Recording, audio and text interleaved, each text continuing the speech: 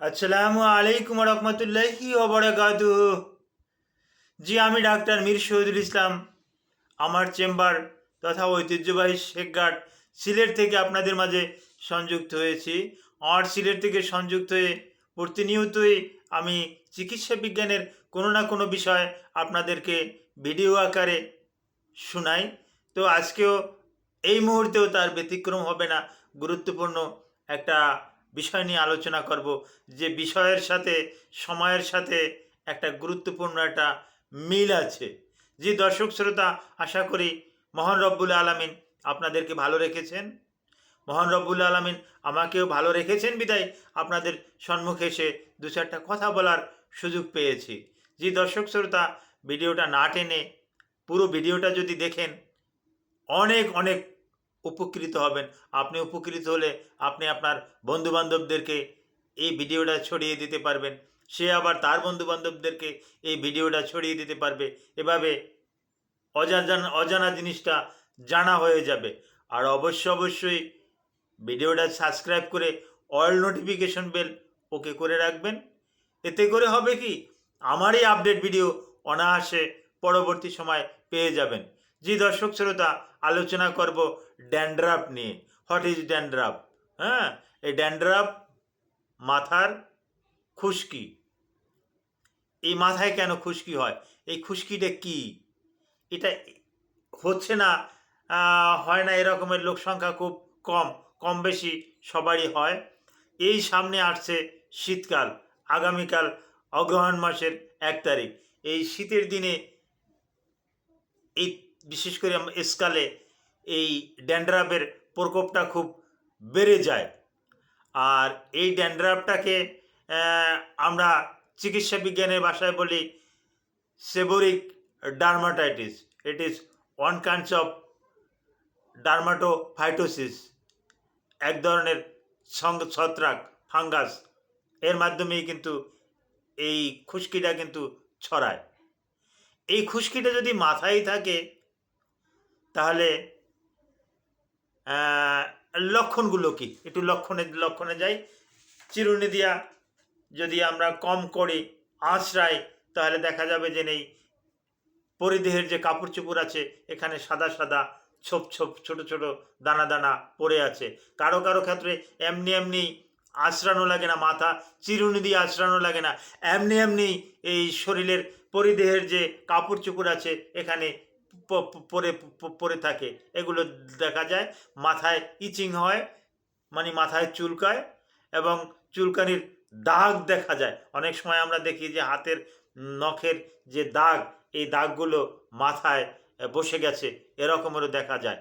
যাদের সেবারক ডার্মাটাইটিস যাদের আছে, যাদের এই ফাঙ্গাসের প্রকোপটা খুব বেশি, তাদের ক্ষেত্রে এরকমের লক্ষণ দেখা যায়। আচ্ছা, এরকমের লক্ষণ দেখা গেলে আপনারা কি করবেন? হ্যাঁ, চিকিৎসাটা আমি বলে দিচ্ছি, তবে অবশ্যই একজন বিশেষজ্ঞ, একজন চিকিৎসকের পরামর্শ অনুযায়ী এরকমের চিকিৎসাটা নেওয়াটা উত্তম। নিজে নিজে চিকিৎসাটা না করা অতি উত্তম বলে আমি মনে করি। আমরা সাধারণত কিছু শ্যাম্পু দিয়ে থাকি। শ্যাম্পুটা সাধারণত সেলেনিয়াম জাতীয় কিছু শ্যাম্পু দিয়ে থাকি।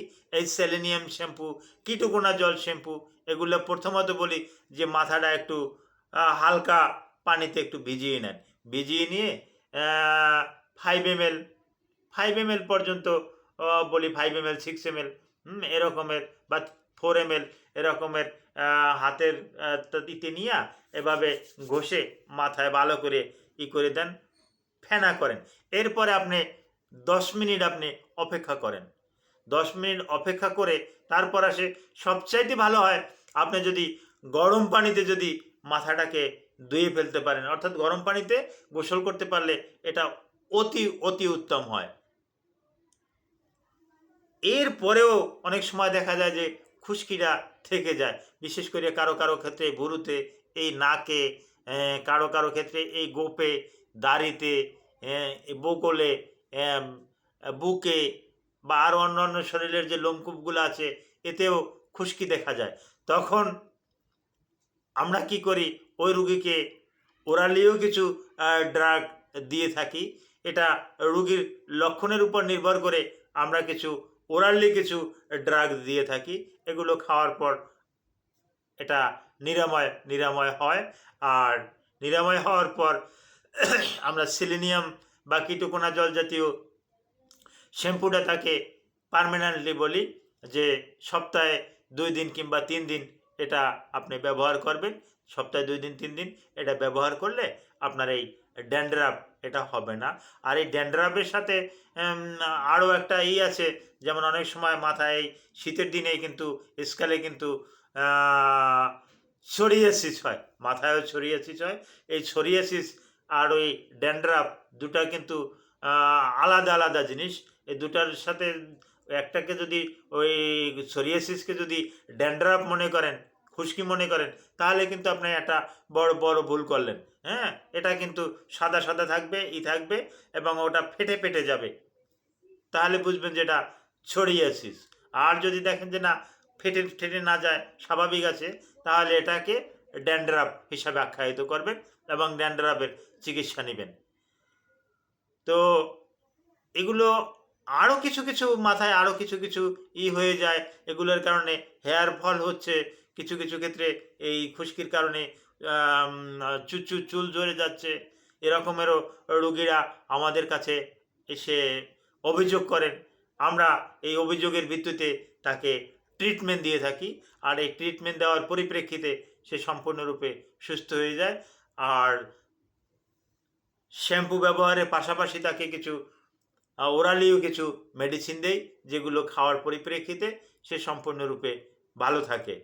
জি, আপনাদের যদি কারো এরকমের মাথায় খুশকি সহ আর অন্যান্য কোনো সমস্যা থেকে থাকে, তো কাল বিলম্ব না করে আমাদের সাথে যোগাযোগ করবেন। ইনশাল্লাহ আমরা আপনাকে ভালো পরামর্শ দেওয়ার চেষ্টা করব। Thank you all.